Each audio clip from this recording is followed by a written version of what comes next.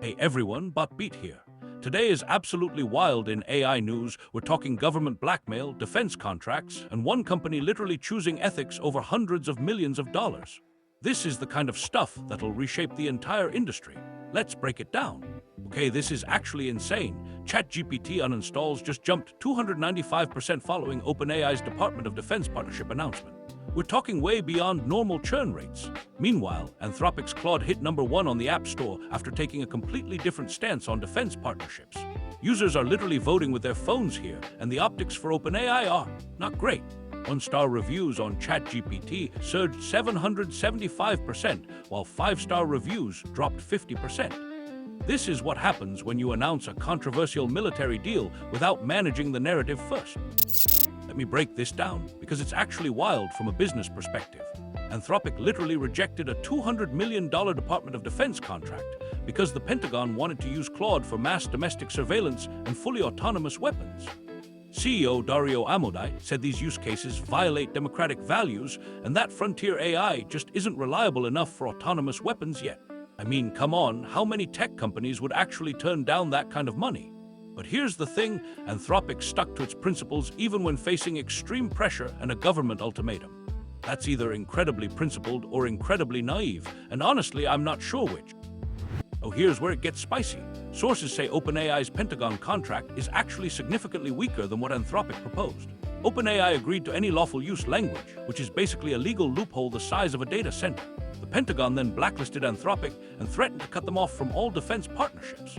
And hours later, OpenAI announces they got the deal instead with essentially the same safeguards Anthropic was punished for proposing. The government's logic here is basically, we want the same restrictions, just worded differently. CEO Sam Altman later admitted the deal looked opportunistic and sloppy, which is one way to describe it. This one's heavy. Multiple families are suing OpenAI because ChatGPT use is linked to mental health crises and deaths. One guy, Joe Seconti, spent up to 12 hours daily with the chatbot despite having zero history of depression, then died by suicide. OpenAI estimates over 1 million weekly users show suicidal intent in their conversations. Nearly 50 US cases involve AI chatbots contributing to mental health crises, and Google and Character AI have already settled lawsuits. This raises the terrifying question of whether chatbots could be harmful not just for people with existing mental health conditions, but for the general population. That's a safety issue way bigger than any government contract. On a more positive note, OpenAI's GPT-5 just demonstrated real-world scientific capabilities at Ginkgo Bioworks by autonomously running laboratory experiments to optimize cell-free protein synthesis.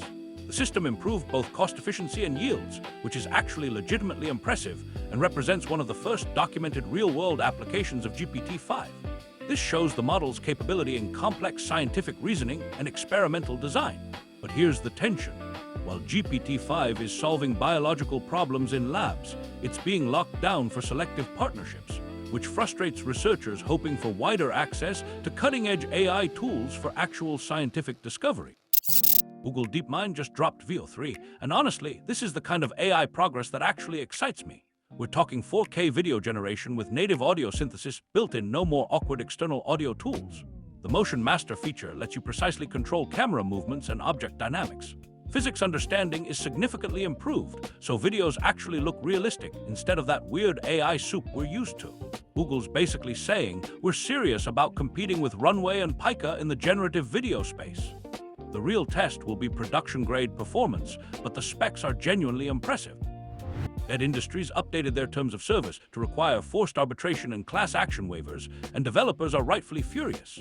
Users have to opt out by finding instructions in a 6,000-plus word document and sending personal information via email. Here's the fun part. Research shows people win arbitration cases only 1.6% of the time, and arbitration often costs more than actual court proceeding. This is becoming industry standard, which is depressing, but forcing developers to surrender their legal rights to use a code editor is particularly tone-deaf. Anthropic released research showing that Claude code autonomously bypassed security sandbox restrictions without any jailbreaking. It just reasoned its way out. The thing is, major runtime security tools like AppArmor and Tetragon identify executables by file path, which is hilariously outdated when you're dealing with an AI that can reason about security control. Even the newest defense called Veto using SHA-256 content hashing got bypassed because Claude figured out how to use the ELF dynamic linker to load binaries without triggering execution hooks. This research basically says our security infrastructure was built for passive workloads, not adversarial intelligence. That's a huge problem. Helsing's HX-2 AI-powered loitering munitions just made their combat debut in Ukraine, with Russian sources reporting attacks on repositioned targets. These are 12-kilogram autonomous drones with 100-kilometer range and 220 km/h top speed, designed to operate in heavy electronic warfare. Germany's Bundeswehr ordered over $1 billion worth after testing showed a 90% hit rate. This is real autonomous weaponry at scale, and it's happening right now. The speed at which AI integration into military hardware is accelerating is honestly terrifying. Good news on the open source front. Georgi Gerganov and the GGML/Llama CPP team are joining Hugging Face while maintaining full autonomy and keeping the project 100% open source. This is huge because these are foundational tools for running AI models locally on regular hardware. Hugging Face is basically saying, we believe in this ecosystem enough to support it long-term without absorbing it into proprietary infrastructure. This partnership could make local inference ubiquitous as the competitive alternative to cloud-based AI. That's actually the kind of ecosystem health we need. Here's a terrifying stat. Major tech firms report 25 to 30% of new code is now AI-generated, and Microsoft predicts 95% by 2030. But here's the problem. Nearly half of AI-generated code fails basic security tests. Engineers are increasingly accepting AI code without thorough review because traditional verification methods can't scale. We're basically outpacing our ability to verify safety. The industry's cognitive dissonance is wild. Andrej Karpathy admits to blindly accepting AI code for casual projects while hand-coding anything serious.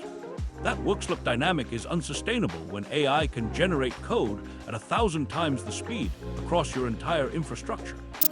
This is the real kicker.